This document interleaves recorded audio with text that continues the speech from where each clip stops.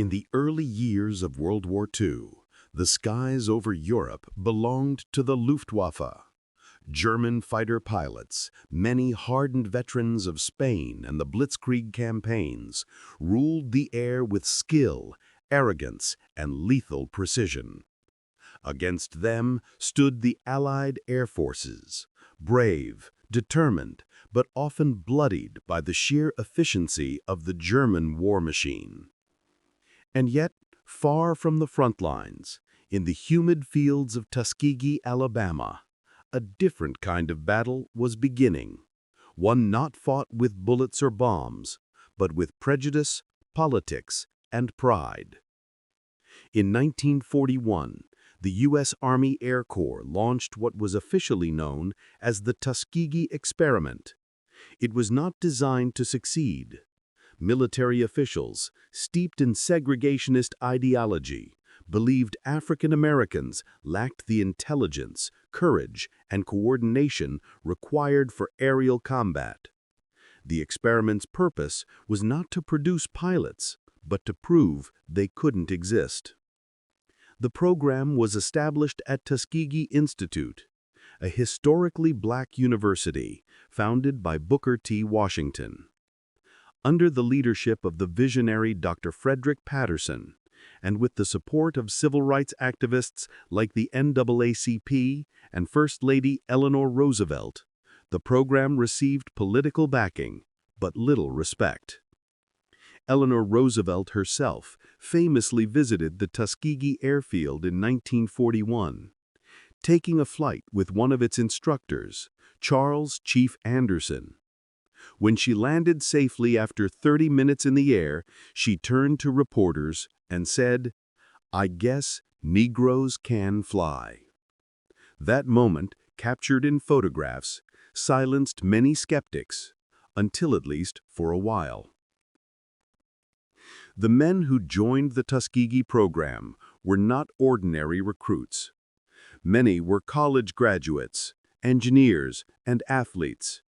They came from across the country, from New York City to rural Mississippi, bound by one shared dream, to fight for their country in the skies. Training began in primitive conditions. The facilities were small, the aircraft outdated, and the instructors few. The cadets trained in PT-17 Stearmans, then moved on to BT-13s and AT-6 Texan trainers. The early washout rate was high, nearly 60%, but those who remained displayed unmatched determination. By 1942, the first class of 5 pilots had earned their wings. Among them was Captain Benjamin O. Davis, Jr., a man who would become synonymous with the Tuskegee Airmen legacy. Davis was the son of Benjamin O. Davis, Sr., the first black general in the U.S. Army. His military bearing, quiet discipline, and iron resolve made him a natural leader. Despite enduring 4 years of silence from white cadets at West Point, who refused to speak to him in protest of his race, Davis graduated in the top 20% of his class. He believed in order, loyalty, and excellence. His men believed in him. As the war escalated, the Tuskegee program expanded rapidly. The newly formed 99th Fighter Squadron was activated in March 1941 and attached to the 33rd Fighter Group. In April 1943, the unit sailed for North Africa, their first taste of war. When they arrived, they found themselves assigned to one of the most difficult and politically sensitive missions in the Mediterranean, providing close air support for Allied troops and attacking enemy ground targets. The aircraft they flew was the Curtiss P-40 Warhawk, sturdy but underpowered, often outclassed by German Messerschmitt Bf-109s and Italian Mach-E C-202s. The Warhawk demanded skill and energy to handle. Its performance at high altitudes was poor, but in the right hands it could be deadly. Their first combat mission came on June 2, 1943, an escort for bombers attacking the island of Pantelleria. Though the mission was routine, it marked a historic moment, the first time African-American pilots engaged the enemy in aerial combat. But controversy followed. White commanders doubted their effectiveness, spreading rumors that the 99th lacked aggressiveness. These accusations reached Washington, where a War Department report called for the unit's removal from combat. It might have ended the Tuskegee program entirely until the records were reviewed. In fact, the 99th's performance was better than average. Their bombing accuracy and mission completion rate matched or exceeded white units in the theater. General Hap Arnold, commander of the U.S. Army Air Forces, decided the experiment would continue. Their breakthrough came during the Battle of Anzio in early 1944. The 99th Fighter Squadron, flying P-40s, was tasked with protecting Allied beachheads from Luftwaffe dive bombers and strafing attacks. In the chaos of the battle, the Tuskegee pilots proved themselves beyond doubt. On January 27th, Lieutenant Charles Hall shot down a German Focke-Wulf 190, the first aerial victory by an African-American pilot in U.S. history. More victories followed.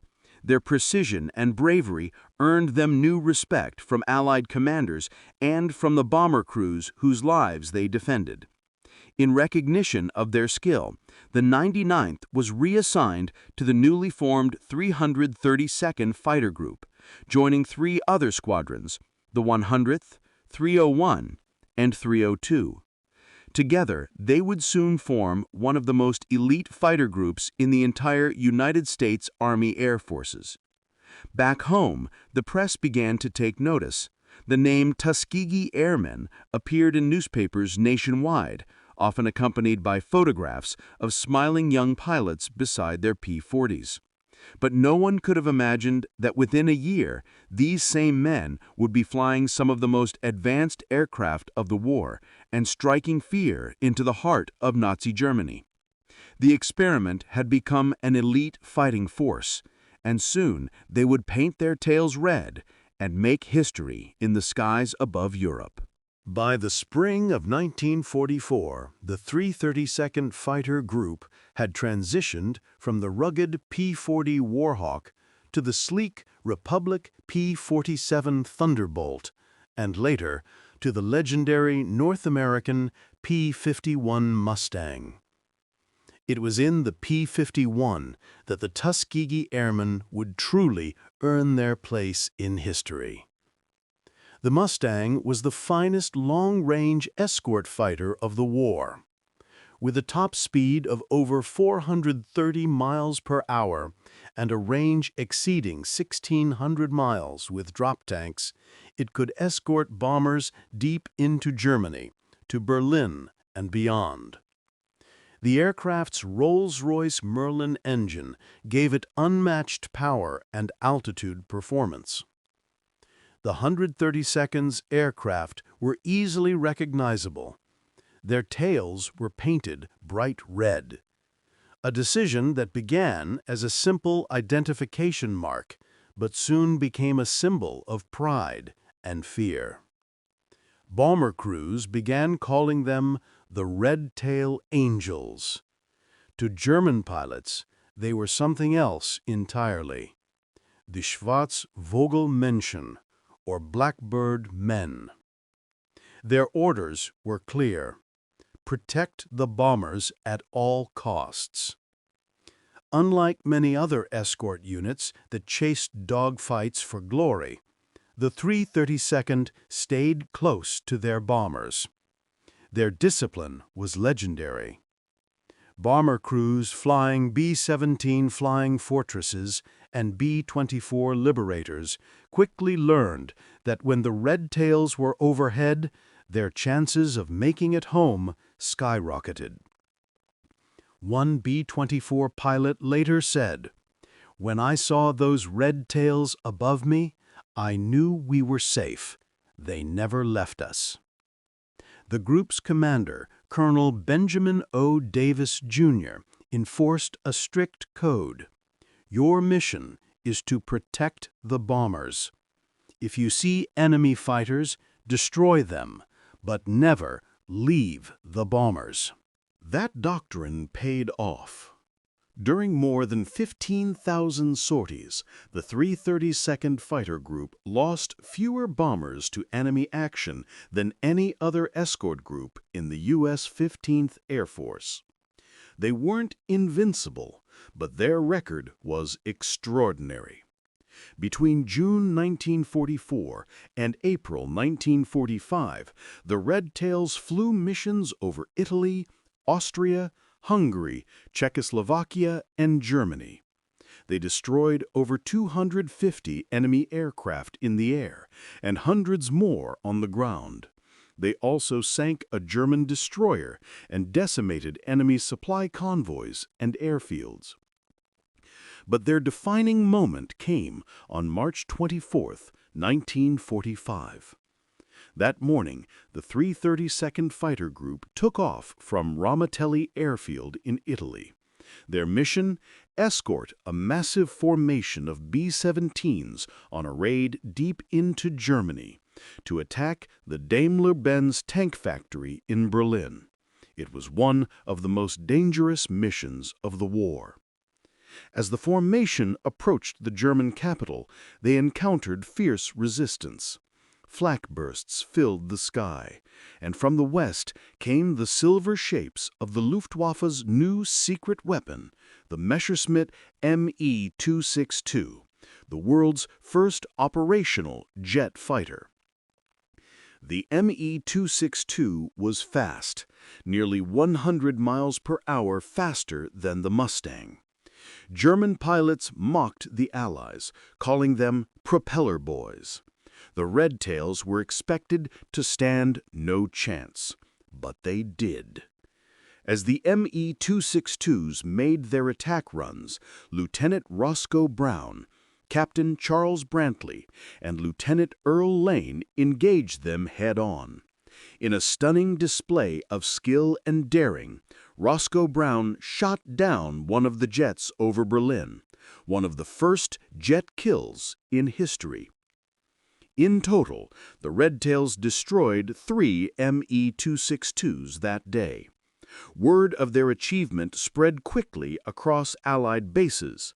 The 332nd had done what few believed possible. They had not only survived against the Luftwaffe's most advanced fighters, but had triumphed. By the end of the war, the 332nd had flown over 15,500 sorties and 1,500 missions. They earned 96 Distinguished Flying Crosses, 14 Bronze Stars, and numerous Silver Stars. They had become one of the most decorated fighter groups in the U.S. Army Air Forces and had proven, beyond any doubt, that courage and excellence know no color.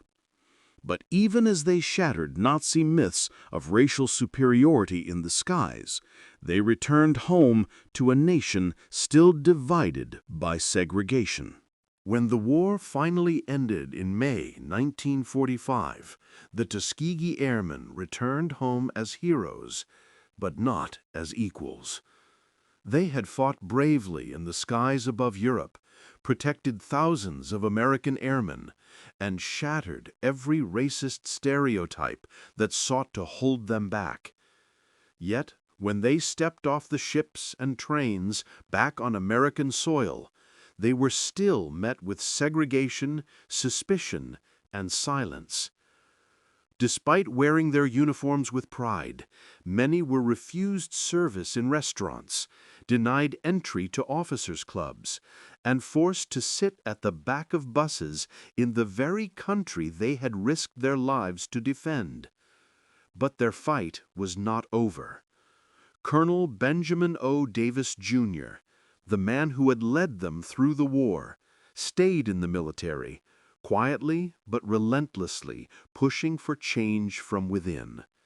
His integrity, professionalism, and unwavering belief in justice made him a figure impossible to ignore.